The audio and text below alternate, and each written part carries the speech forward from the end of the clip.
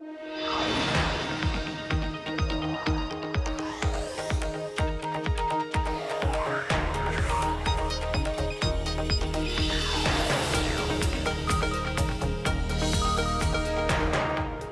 Caroline Hyde. This is the best of Bloomberg Technology, where we bring you all our top interviews from this week in tech. Coming up, Netflix's crown jewels, the company out with the huge beat this week as new customers flock to the original content. Plus, the chip maker in the crosshairs. We'll break down the FTC's case against Qualcomm as their fight over licensing heads to court. And why a judge decided not to arrest Samsung's heir apparent, and what's next for South Korea's most valuable company. But first, to our lead. Netflix reports the biggest quarter ever this week, and the stock soared on the news. Netflix added more than 7 million subscribers globally to finish this year with nearly 94 million members. Now, that beat analyst estimates on both the domestic and the international level. The company credits the popularity of new original content, including The Crown and new seasons of Gilmore Girl and Black Mirror. But the cost of all this additional programming is one of investors' chief concerns. Bloomberg editor-at-large Corey Johnson joined us to break down all the numbers. This wasn't too long ago. This was a company that rented DVDs. Yeah. And then it was companies that would put movies on with a little bit of original content. Most of their spending right now is going towards original content, including shows like Luke Cage, where they've got a master plan where they're thinking it's not just Luke Cage, but Luke Cage, Daredevil, Jessica Jones. They'll throw in some Iron Fist, and then they'll have their own Avengers, which they're going to call Defenders, part of the Marvel Universe. They're thinking sort of forward how they're going to build a mountain of original content. They've also spent a fortune on marketing. This is the biggest spend they've ever had in the world of marketing, so that the numbers they put up in terms of marketing spend were not only greater than ever before, you can show an increase. It's now 11.5% of revenues when that number seemed to be coming down. Remember that they just raised a bunch of money in the debt markets so they could buy more content, but what they're doing with a lot of that money is plowing it into marketing and plowing it into ads. They actually saw, I found it really interesting, not only great success in buying subscribers internationally, because that's what marketing dollars are. It's a question of how long you keep those subscribers. Also buying subscribers domestically. They actually saw a tick up in the number of domestic subscribers, which looked like that market was completely saturated, growing less than a single percentage point in every quarter. This last quarter, they actually grew at 4%, which I found really positive for the company. But again, that's merely a function of how much you spend. What we really want to see is how long those subscribers stick around. I mean, certainly, it's interesting. Sales still up 36%. That was bang in line. You're seeing earnings, though, despite the marketing spend, still beating. It was up 50%. It looks as though the market's liking it from a share reaction point of view. But as we say, the cost of all of this, not only the cost of marketing, but also $6 billion being promised to spend on the original content, well, on content in general, next year. Is this going to ring alarm bells in the longer term? So I suggest that people look at gross margins as a way to see where the content cost is happening. Yeah. Ignore what I said. Netflix said in the press release, and I think a lot of analysts who look at Wall Street look at gross margins are foolish to do so, same way that I was foolish this morning in saying this. Because gross margins doesn't show you what the actual cost of the movies are. This is Hollywood. It shows you whatever cost they want to show. They said in the fine print of the press release that what was going on with this thing was the recognition of content costs, not the actual content costs. There was one number, and you can see the stock trading up a lot after hours, so of course everyone's ignoring me. They spent, Michael Pachter. How dare they? How dare they, right. Michael Pachter, friend of the show, just tweeted out a minute ago, doing some math using some of my numbers and some others. He was looking around and looking at the Netflix numbers, that they spent about $100 for every new subscriber that they got this quarter, which means they'll have to keep those subscribers on a profit basis for like 35 years in order to break even on the subscribers. That's not feasible. Yeah. So something's got to give here. Content costs have got to come down. The cost of adding subscribers has got to come down. You don't see it in these numbers. But they can still make inroads into countries they're already pretty big in. So if you look at the US, they're wanting about 50% of broadband homes now. That's far less if you're looking at the United Kingdom. There is still room to grow here. If they can grow that much, yeah. And I think that the positive numbers show that 4% increase, while it's tiny, any kind of increase on such a saturated market was interesting to them. But I think that, you can sell $1 for 50 cents for only so long. So when is the free cash flow going to show up for this company? The free cash flow numbers were stunningly bad. The amount of money these guys are blowing through, the subscriber base going up, absolutely. We see those numbers, and it's a very positive number. They've got to have it go up in order to pay for this content. But with that big raise to spend on content, look at this number. Look at this. $618 million in 13 weeks. That's $7 million a day. How do you do that? Well, spending on the Queen. And all this other content and all of this marketing. They can't do this forever. This is, forget the profits they show in the income statement. There is cash flowing out the door in incredible size at Netflix. They're hoping they can outlast their competitors, maybe Amazon Prime, HBO, Showtime. I don't know what the plan is there. But as content costs go up, and then they're adding marketing costs on top of that, and they're running out of places to grow, and they're burning through all this free cash flow.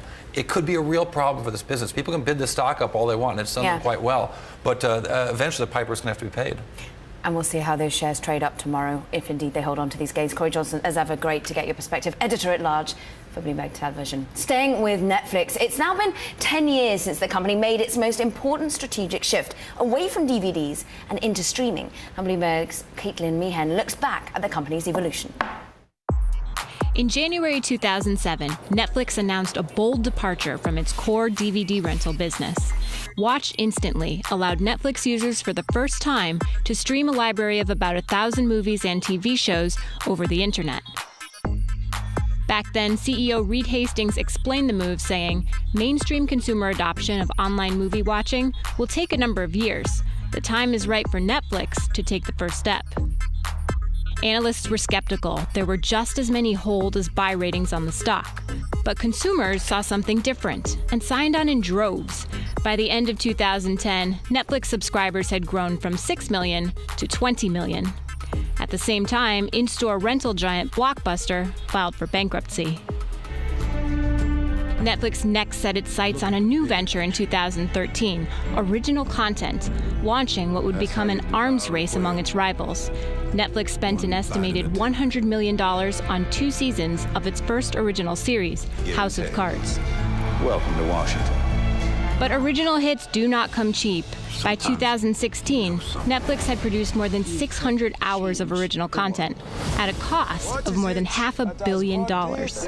And it plans to shell out another $6 billion this year. That's nearly double its programming budget for all of 2014. Netflix has not posted positive free cash flow in 2 years, and it's on the hook for more than $14 billion in future payments. But cash flow concerns aside, it does appear that Reed Hastings' 2007 bet on streaming video is paying off. Netflix now has over 90 million global subscribers and makes more than 94% of its revenue on streaming video. Now, another story we're watching. Facebook CEO Mark Zuckerberg took to the stand in a Dallas courtroom Tuesday to defend the company against claims that its virtual reality unit, Oculus, stole the technology behind the Rift. A company called ZeniMax Media alleges that Oculus poached one of its star designers, along with key intellectual property for its VR headset. It also says Facebook completed its acquisition of Oculus in 2014 with, quote, full awareness that its tech was misappropriated. If ZeniMax wins, it could rewrite the story of how Facebook has emerged at the forefront of the virtual reality boom. Now, still to come, we head to this week's gathering of the World Economic Forum in Davos, Switzerland. Qualcomm chairman Paul Jacobs talks about the Trump administration. This is Bloomberg.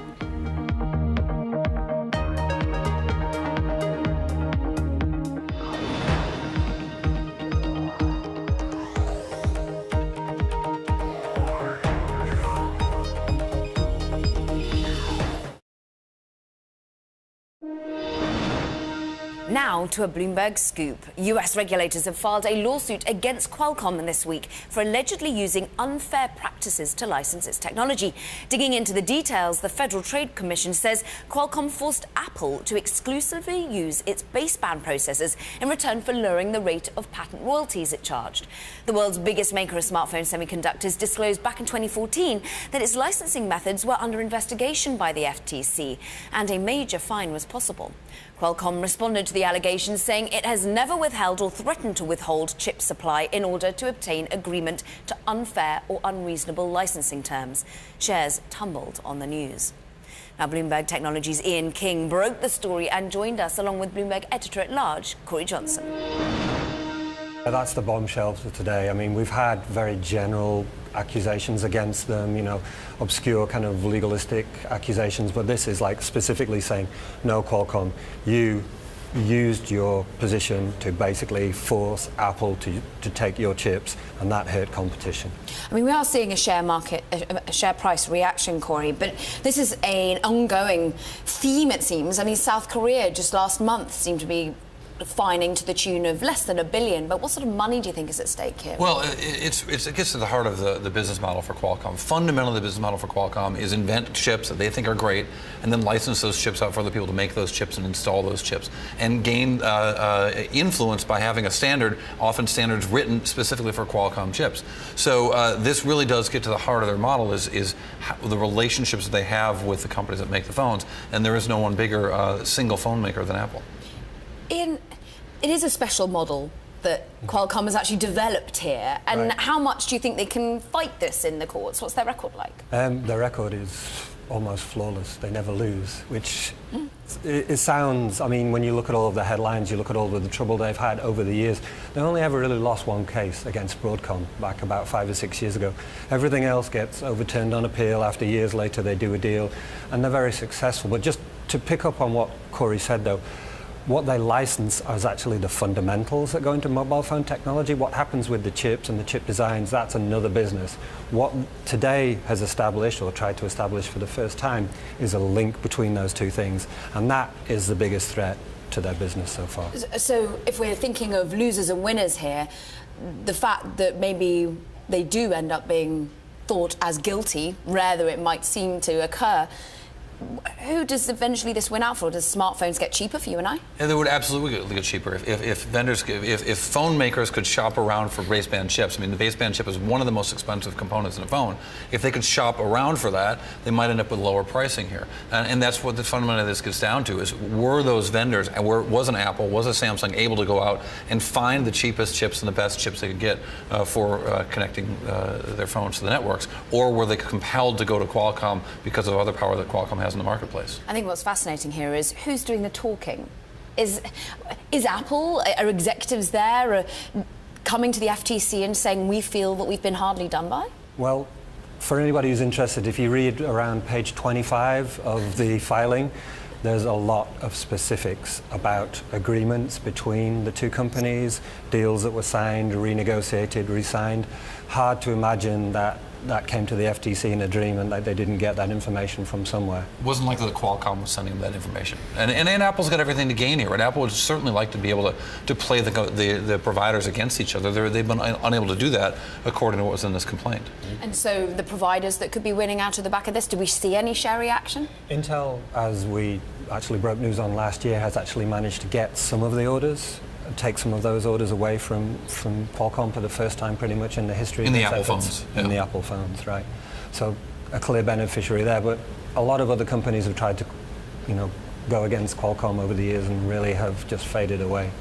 So I mean, brilliant scoop today from your work in, but give us a time frame here. Is there something we're going to be talking about over the course of weeks, over months, over years? This is a years thing. I mean, you have to think, even if it's, because first of all, it's a court case. It's not just going to a judge and saying, give me a judgment. This is actually going to go to court. So you've got all of that, what that entails. And Qualcomm cannot afford to let this go. They're going to have to appeal this as far as they possibly can if it goes against them. Now, before the news broke about that US antitrust suit against Qualcomm, Bloomberg's Eric Schatzker caught up with Qualcomm chairman and longtime Democrat Paul Jacobs in the World Economic Forum in Davos, Switzerland. Eric asked how he's reconciling with the views of the incoming administration. There are Democrats and Republicans, but we're all Americans, and we want to see the administration succeed. And in a democracy, you have different points of view. But there's a lot of places where we're very in line. I mean, we want more jobs. We want great trade agreements. We were really happy when the president tweeted about our OneWeb satellite system. So there's a lot of areas where we see alignment, and where there's alignment, we're going to work hard together. And when there's disagreement, we'll also express our points of view. Where do you disagree right now? I think immigration is probably one that I worry about, at least. I wouldn't say we know enough to say that we disagree. But, I think the American dream and the notion of the melting pot has caused the best and brightest to come to the United States and given us a lot of innovation. I think that's a competitive advantage for the country. So that's one that I'd signal out. Anything else that the president-elect has said that concerns you personally or professionally? Oh, I mean, nobody wants a trade war, so we want to make sure that in the cases, for example, in China, where we've sort of gotten through our difficulties there, we're really trying to be a liaison and maybe add to helping the situation out, helping promote understanding. So I think that's an opportunity for us. To the degree that you can do that, who do you reach out to specifically in the incoming administration to help, to give Qualcomm a voice where you think you can be helpful? Well, I think there's a broad range. I mean, you look at us as Democrats. Is it Wilbur Ross? No, I mean, it's a broad range of people within the transition team and in the new administration. But, you look at Irwin and I as Democrats, but we have plenty of Republicans in Qualcomm as well. So it's a big company, and the senior team is pretty well mixed on that. And so there are relationships that have been there. We've been working with conservative organizations for a very long time. We're happy to see the focus on innovation and the focus on, intellectual property, and these kinds of things are important. Is Silicon Valley well represented with Peter Thiel as Trump's, call it, tech whisperer? Well, look, we're from San Diego, so we're not necessarily a direct Silicon Valley company. But you know what I mean. think, whether tech is represented. I mean, I think that there were certainly concerns in the beginning of many people in the tech community of whether they were represented. And, I don't personally have a relationship with Peter Thiel. I certainly see him at various conferences. But it's good to have somebody on the inside that understands tech. He says that there's no room left for innovation in smartphones. What do you say? I completely disagree with that, and we're going to get all sorts of very cool things coming. We just showed off some new chipsets that have great processing capabilities in them, gigabit coming down to your pocket, and they do virtual reality, and you don't have to have extra stuff around. It actually uses a camera to figure out what the environment is, and you can walk around and experience virtual reality right away. So what might have motivated him to say that, if you're so confident that we'll be able to do more with that magical computer in our pockets? Well, I think that people have sometimes seen things slow down in certain companies, whether they're innovating as fast or not. I mean, people like to handicap that and say, oh, well, this is happening, this isn't happening. But really what's going on behind the scenes is there's a lot of new technologies that are being created, and 5G is a great example of it. I mean, we're going to build new technologies that are not just faster, but they're going to be ready for mission-critical applications like healthcare or automotive. They're going to be ready for Internet of Things applications like going into industrial uses, or we're really interested in agriculture. Can we make a tag that's cheap enough that, in some rural part of the developing world, can they have tags on all their cattle so they know where they're wandering off to? Paul, you alluded to some of the regulatory heat that Qualcomm has been facing.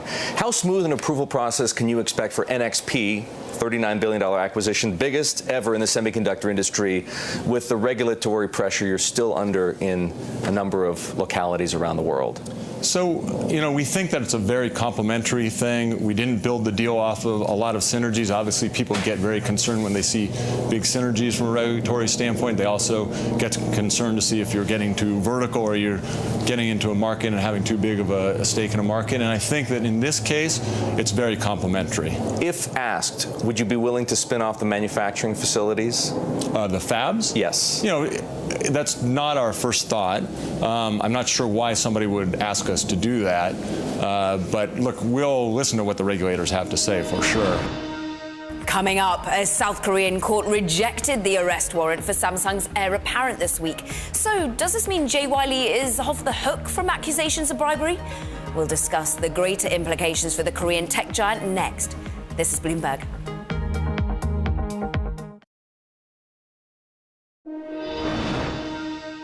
After months-long investigation by prosecutors, this week a South Korean court rejected a request to issue an arrest warrant for Jay Lee, that's Samsung's heir apparent. But is the investigation completely over?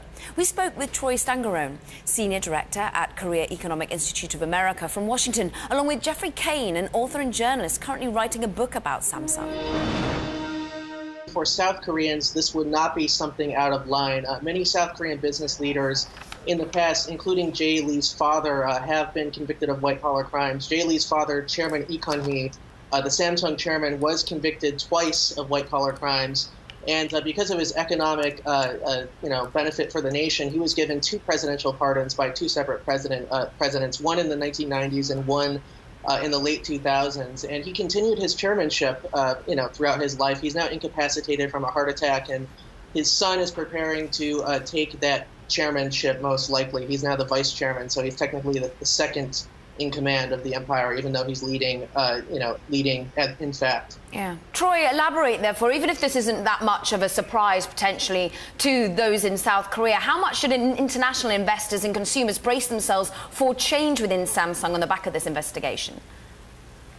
Well, I think initially you won't see much change at Samsung.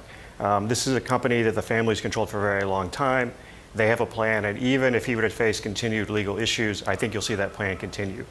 More broadly, though, I think the larger question, at least for investors, will be, are the prosecutors able to actually tie Samsung to the government in taking and coercing it to vote for the merger through the National Pension Fund? And I think that's going to be the real key for investors going forward. So, Jeffrey, how do you react to that? If that is the key question, how more broadly does this affect conglomerates within South Korea? Are we going to see a changing of the relationship between the government and these huge conglomerates? It actually is very traditional in South Korea for businesses to give donations and sometimes even bribes to government officials. This is something that goes back decades, that goes back into the country's authoritarianism in the past. Businesses give favors to the government, and the government gives favors to these businesses. That's how the South Korean nation was built originally, with this nexus of business and politics. And really, with these allegations, we're seeing this question over whether, Samsung was coerced, into giving a donation to this crony, or whether, Samsung willfully went into this, trying to get benefits, for this merger that was going to happen, trying to get the National Pension Service to vote for that 2015 merger that got JY Lee more shareholding power. Troy, I think it's fascinating. Having read through your notes before, you actually feel that perhaps this isn't the particular leader to be bashing right now, because as it goes, JY Lee is relatively progressive compared to many within the conglomerates in South Korea. Will we see change if he actually is indeed ousted? Yeah, that's the interesting thing about this story. If you look at Samsung and what he's done since he's come into power, he's essentially made it much more progressive. He's taken and allowed employees to not necessarily address each other by title. He's asked that his own guards not bow to him, which is something which is traditional in South Korea. He's really tried to loosen the company up and move it more towards sort of international standards. There's still more to do, but it's something that he's pushed forward. And if you also look at him and you compare him, say, for example, Korean Air, to where we saw the nut rage incident last year, he's a much more humble, much more laid-back individual. And so if he were to be brought down by something that was very much sort of an old school Korean type of scandal, I think it would actually be very detrimental, because one, the question becomes, how would these reforms stay at Samsung? And two, because of Samsung's importance to the broader economy, it's also sort of a symbol of the way other chaebols should go. And so would that then take and hold back reforms in other chaebols as well? Yeah. A quick last one for you, Jeffrey. How much do you think this will change rivals? How much will Samsung be as important to the economy going forward? I think Samsung will be. It does make up a huge slice of the South Korean economy and its exports. Even without JY Lee, the company does have a very strong reputation in the electronics industry for making great hardware, for being reliable. If you're Apple, if you're some other company and you need to put in an order for, parts for displays, for semiconductors, Samsung is often one of the first choices, because they can make things fast. They can make it faster than a lot of other companies can, and they make it at very, very high quality. And, in hardware, they often do get this reputation as a fast follower, but in hardware, they're often at the leading edge. That was Troy Stangerone from the Korea Economic Institute of America, and Jeffrey Kane, author and journalist. Coming up, one of Yahoo's earliest executives opens up about the company's future and the looming $4.8 billion Verizon deal. Our exclusive with Susan Decker, former Yahoo president, next. And a reminder that all episodes of Bloomberg Technology are now live streaming on Twitter. Check us out. It's at Bloomberg Tech TV, weekdays at 5 p.m. in New York, 2 p.m. in San Francisco. This is Bloomberg.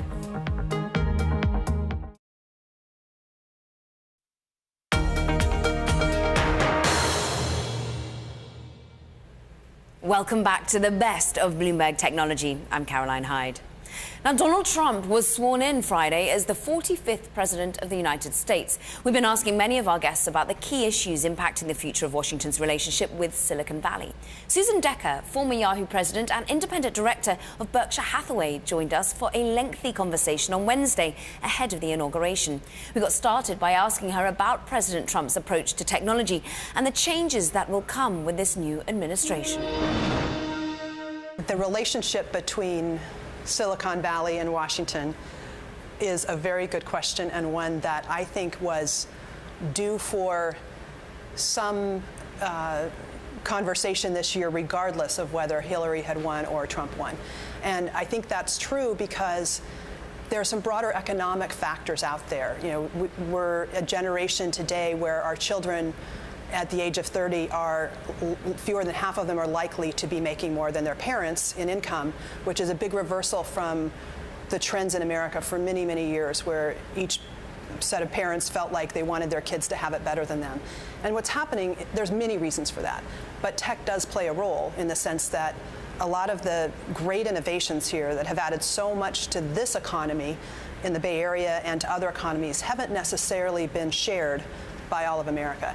And I think the anxiety around that has been bubbling for some time. So regardless of who is sitting in the White House, I think it's an issue, and I think it's going to be a really important issue how those tensions get resolved in the next year. There are different ways to solve them. I think both Silicon Valley and Washington need each other in many important ways, which we could talk about, and it's really important that Silicon Valley not find itself 2 years from now with the public perception that Wall Street has with Washington. And I think that's a risk if there isn't some olive branches extended in both directions.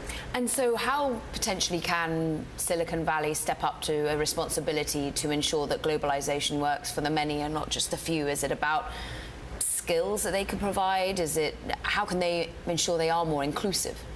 Well, I think that skills is a really good one. I think ultimately there has to be some transfer of some of the wealth that is created here and displaces workers elsewhere to those families. Now, how that transfer happens is not necessarily the responsibility of Silicon Valley, but they can certainly do things like try to educate people in certain regions that may be losing jobs in coding and there's definitely things that Silicon Valley can do. They also may find themselves in a more regulated position or taxed in certain ways that help transfer some of that wealth. And to me, the core issue, where it would be done right is if nothing in Washington ends up restricting the free flow of labor and capital that is what's creating this innovation. If tariffs and other forms of regulation that try to keep jobs here instead of allowing foreign talented workers to stay here and keep the cost of producing low, I think that would be a bad outcome. If we could keep free capital and labor and innovation going here, and then with the benefits of that, figure out how to help the people who are displaced from self-driving cars and truck drivers, et cetera, I think that would be important, and Silicon Valley needs to step up and look for ways that they can help. What many people feel Donald Trump era might bring in is perhaps less business regulation and potentially more M&A on the back of that. And we have you in here. We have to ask you about the Yahoo Verizon deal at the moment. You were very senior at Yahoo. And do you think that this is the right sort of way that Yahoo is going in terms of, did you see that it would be communications that eventually it would sell to? I think based on where Yahoo was in the last year, it was an inevitable outcome that it was to be sold. The fact that it was sold to Verizon in some ways is very logical. They own AOL, and there's probably a good consolidation opportunity to look at the properties that AOL has and the ones that Yahoo has, which ones overlap, cut some costs. So I can see the business logic behind it. Why was it inevitable? I think it was inevitable because the core issue at Yahoo is that no administration that's been running it, including the one Jerry and I were in place, has been able to solve, is what the core distinction is in consumers' mind of what makes Yahoo great. And in my mind, it was all about content. With Yahoo today, they're still struggling with what their core identity is, because they didn't get really great in the thing that they had a core identity in, and they got sort of mediocre in everything because they were spread so broadly. So I think by the time the last year came along, it needed to be sold. I sort of wish it had been sold to a company that was more. I don't know what Verizon will do. I hope they revitalize that key spirit and make it unique again, but who knows. Would there have been a perfect buyer from your point of view? I think either way it should have been, it needed to become private or semi-private. By being in Verizon, even though Verizon's a public company, it's a small part, and so they'll be able to take the steps that are hard and long-term in nature that couldn't have been taken when it was a public company because of all the media scrutiny. Mm-hmm. So whether it was a private buyer or whether it becomes a subsidiary of a public company, I think this is a good home in the sense that I think they can probably make some tough decisions and try to revitalize it. Was some of the media scrutiny unfair on Marissa Mayer, do you think? Probably, yeah. I think she was dealt a tough hand. I think, and I would say really, some of the seeds of the challenges at Yahoo were sown very early in its years. I mean, so I think when you inherit a company that's already operating in certain ways, it isn't easy to change it. I think there's certain things she probably wished she did differently, just like all of us probably wish we did certain things differently. But I think she did the best she could, and unfortunately, it wasn't enough. What about the hacks that seem to have come, the disclosures, much later in the day than they actually occurred? How much do you think that might affect the price point with Verizon? How much do you think Marissa Mayer and the people at the helm of Yahoo should be taking responsibility for that sort of occurrence? Well, I don't know how it'll affect the price, if at all. I think it's certainly possible that there could be a renegotiation to some degree. I don't think it will stop the deal from going through. And sure, I think that the leadership of the company should always take responsibility when something goes awry on their watch, even if whatever happened had seeds in a previous administration. I don't know I don't know anything about the background of that, but yeah, it's the right thing to do to step up when you're leading a company. When you sort of look back on where Yahoo went, do you think they were correct to sort of get into Alibaba, a Chinese company, look for value abroad in the way that they seem to? Yeah, I do. I mean, I think if you look at the original stake in Alibaba, we struck in 2005, that would be worth $70 a Yahoo share today. So if you look at, it was sold over the years in pieces. So today it's worth considerably less than that, but still it was the single biggest value creator in Yahoo's history. So I feel like, it's a sad sunset for this company. It makes me really, we all had a great love for Yahoo. We bled purple. We wish it were different. But I think it did innovate in many ways and did create some great value. And there's some wonderful leaders who are all over the valley now who cut their chops there. Are there any other companies out there at the moment that you think are excelling, or perhaps you're worried about, that need to be looking at their strategy here within the valley?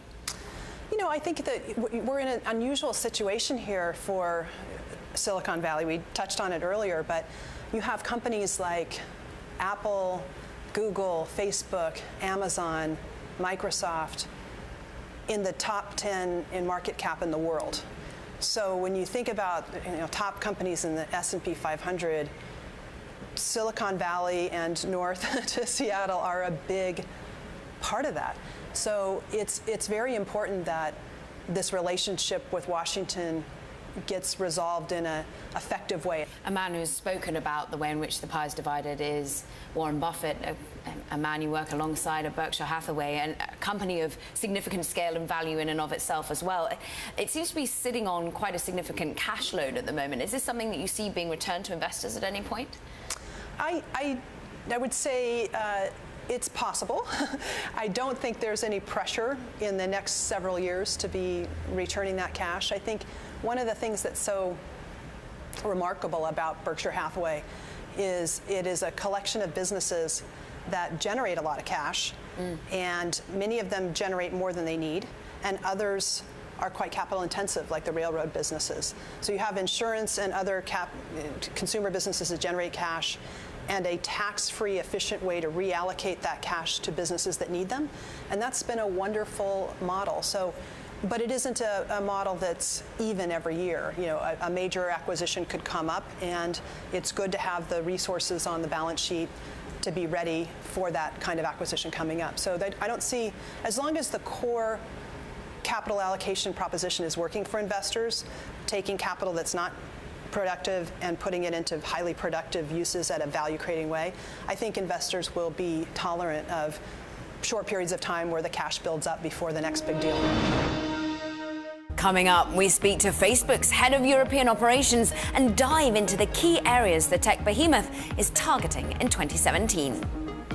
Plus, Salesforce CEO Mark Benioff joins us from the World Economic Forum in Davos on rising competition and why he's not worried. This is Bloomberg.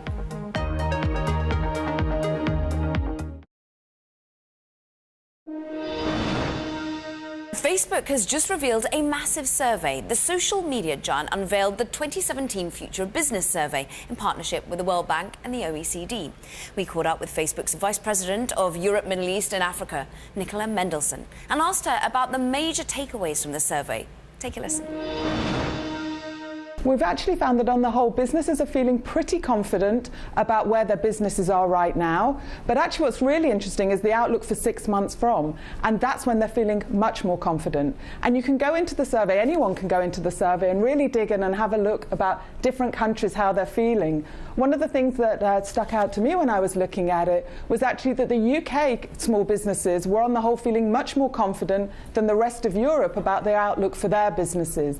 And then when you start to look further into the survey, you can see that businesses that are really embracing online tools are actually businesses that are more likely to be working internationally, to actually have to be selling around the world. And again, that's something different that we've seen as a result of mobile technology. You know, when I was growing up, and my parents have got a small business, and my grandparents had a small business, they could only sell in their geographical vicinity, if you like, in the area that they were in. But now, if you understand your customers, you can actually sell anywhere in the world. And the survey also shows up some of the challenges that businesses are facing as well in that respect. Could you see any of the nuances coming up to the fore post the Brexit vote in the United Kingdom in June, post the election of Donald Trump in the United States? Did you see that coming to the fore from US and UK businesses? We certainly saw with post-Brexit that there was a dip in confidence, but that's very much come back, and businesses in the UK are feeling very confident. One of the things that really stuck out to me with the research, though, was how women and how female business owners are feeling at the moment when it comes to their businesses and their outlooks as well. And actually, a lot of that is really contrary to how what we might think conventional wisdom might say at the moment. So I think when we think about businesses that maybe market online or businesses that are online, we might not necessarily think that they're being run by women. But actually what this research is telling us is that women are actually using online tools to market their business and to grow their business more so than men. And why that matters, why that's important, because they're the businesses that are more likely to be trading internationally, and crucially, they're the businesses that actually are looking to expand and looking to employ more people in the not too distant future. So we're seeing a very strong correlation between jobs growth that are coming as a result of the digital economy. And what is the role of Facebook within the role of business going forward? This is called the Future of Business survey. Where do you see yourself within it? Because you launched recently the Facebook for Work program. Is it because you want to be much more enterprise focused? Well, we take our responsibility in the way that we work with our partners around the world very seriously. And actually the Facebook workplace, where that came from, was actually from different organizations coming to us and saying to us, tell us about how you run Facebook as a business. And the way that we run Facebook as a business is through Workplace. You know, we use Facebook, we use the groups, we use messages to be able to connect around the world and to work in a very efficient way together. So that's where it really came from. It came from our partners saying, tell us how you do it. it. And now we've expanded it out, and we have thousands of companies around the world that are utilizing Workplace as a way of bridging the gap, if you like, from the CEO to the person that's on the factory floor. And we're seeing businesses now of all different sizes that are really embracing it because it can allow them to be much closer to the people that work with them, and it can allow a really great efficiency between the CEO and the different people within the organizations. It's been a challenging few months for Salesforce.com. Rising competition in cloud applications from legacy vendors such as SAP, Microsoft, and of course Oracle has slowed growth. But the company has seen a strong start to 2017. Shares are up more than 7% year to date, and their company's forecasting sales will jump 21% in 2018. Speaking to Bloomberg from the World Economic Forum in Davos, Switzerland, CEO Mark Benioff discussed the company's growth as well as the competition.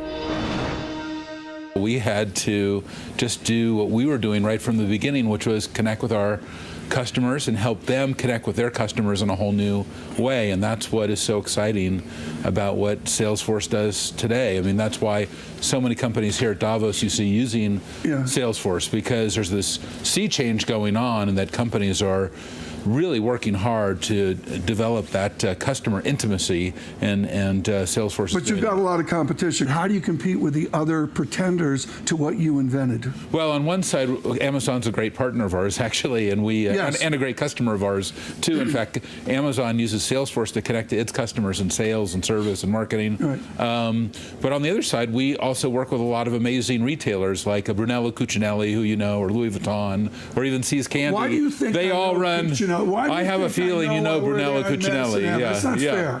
And here's the thing: those guys, those next-gen retailers who are kind of getting slaughtered in the brick-and-mortar world, they need Salesforce to connect with their customers in a new way through retail. So these are exciting times. They're exciting times. And I guess everybody's making money, but you have your critics. How are you going to position Salesforce within the new technology? You're one of the few technology guys in Happy Valley here. Well, how are you going to reposition, not for the next 12 months, but for the next 5 years? I can't imagine where my iPhone 7 is in 5 years. Well, I'll tell you the thing that's amazing about CRM, when we started our business in 1999, like you said, CRM, or customer management, was nascent, a small market, but it'll be the largest segment of enterprise software by 2020, $100 billion TAM. And today we're number one in that segment, and we're really continuing to innovate and look for ways that we can help our customers become more successful. In your world, we're going to go through a phone. How does Salesforce.com and your competitors handle the cloud through whichever phone we have in our hand, business or personal? Well, I think that's fascinating, how you think about computing today. I mean, you just made a huge shift in your mind from where we started with personal computers into the most popular computer today is the mobile phone, billions and billions of them, and now they're making them for $20 so that everybody can have a computer far more powerful than the most powerful Macintosh, or you knew the Lisa before the Lisa was Lisa. That is something now in your pocket that's way beyond that capability. But now computers are going to disappear because we see voice taking over. You see things like Alexa from Amazon. You see like Google Home and others, where we're just talking to our computers and walking into a room or talking to our watch. And that's an incredible next generation of computing. Coming up, how will Snapchat's parent company transition its ultra-secretive culture into a public company? We'll look at the road ahead for Snap and its highly anticipated IPO. This is Bloomberg.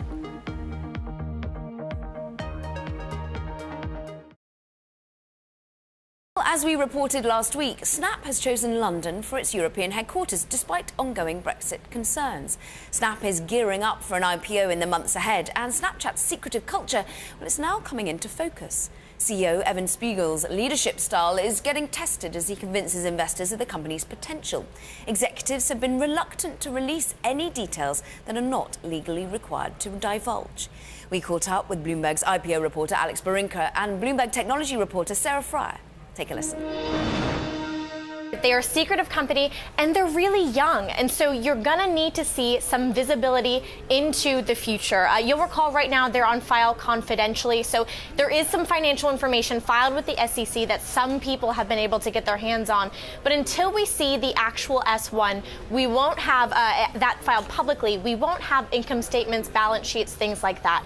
And this all kind of plays into this really close to the vest culture that Evan Spiegel has maintained. And look, when you think about this offering, it's a social media company. The last one to go out was Twitter, and there was kind of an overhang because Twitter didn't necessarily lay out a huge strategy when it went public, and that kind of came back to bite them later. So you have to expect that when investors are considering whether to buy in at the IPO and hold on to this stock, they're going to need more strategy-wise than what Evan is typically willing to give out. And Sarah, this is something you've potentially been running up against for several years. I mean, Evan Spiegel himself wanting to only really speak on background to reporters, and notably not really even divulging much to his own team. Not really. I mean, being an employee for Snapchat is kind of like being somebody on the outside of Snapchat in terms of what you get to know. The employees there don't get a heads up on what products people are working on. They don't get to use their phones at the New Year's party. There are little things that the offices are not in some kind of corporate campus like you see for Facebook and Google. They're scattered across Venice, California on the beach in various office buildings. There are no all-hands meetings like are just a staple of Silicon Valley startup culture here. And so a lot of people are just kind of in the dark within Snapchat about where the company's headed. Now, Evan Spiegel is going to have to tell investors on a roadshow not just about where the company's been, but where it's headed. Like Alex said, this is the time to explain the long-term vision for what Snap is and can be. And certainly, Alex, investors will need some soothing if they're not going to gain much control of the overall company. It looks as though we say Facebook copies Snap. Well, it looks that maybe Evan Spiegel is copying Mark Zuckerberg here. That's right. It's a lot of trust that's going to have to be put into Evan Spiegel. And, you know, they have been pitching, according to folks that we're talking to, Evan as this kind of visionary CEO. Trust him. He's won the millennial cohort over now. He can figure out what's going on in the future. And they're going to have to, with this kind of striated employee base, with no all-hands meetings. Evan is the guy who is in control. He's the one who sees the full picture of what's going on. And it's a big ask. And he also is going to be the one they're going to have to trust to control the information flow. I mean, we've already seen that come out in the IPO process itself. This coming out party for the company scolding their bankers, threatening to cut fees if things keep leaking. So a lot of onus is going to be put on Evan.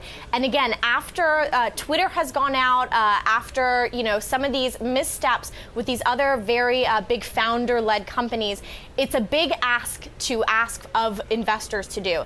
IPO might go well. It's the first tech company in a long time. But again, the long-term investors that you really want to buy into these public offerings, they're going to be the ones they're going to need to convince that this is going to be the company to buy into, not for the IPO, not for the next year, but the next 5 to 10 years. And to do that, it's going to have to be a bet on Spiegel. And Sarah, what are you hearing about how well you think the culture change will progress with Evan Spiegel? Do you think he really understands how much moral disclosure he will have to give being a public company? I think he's still going to, in the nature of how the company has run so far, probably give as little information as he can, because for Evan, he thinks, you know, what is it worth it to him to expound more on what Snapchat's going to plan to do, given, like you mentioned earlier, the threats from Facebook. Facebook has copied Snapchat over and over. That does it for this edition of Best of Bloomberg Technology. We'll bring you all the latest in tech throughout the week. Be sure to tune in on Thursday for full coverage of a slew of big earnings from Alphabet to Microsoft. Tune in each day, 5 p.m. New York, 2 p.m. San Francisco, and 6 a.m. in Hong Kong. Remember, all episodes of Bloomberg Technology are now live streaming on Twitter. Check us out. It's at Bloomberg Tech TV weekdays. That's all for now. This is Bloomberg.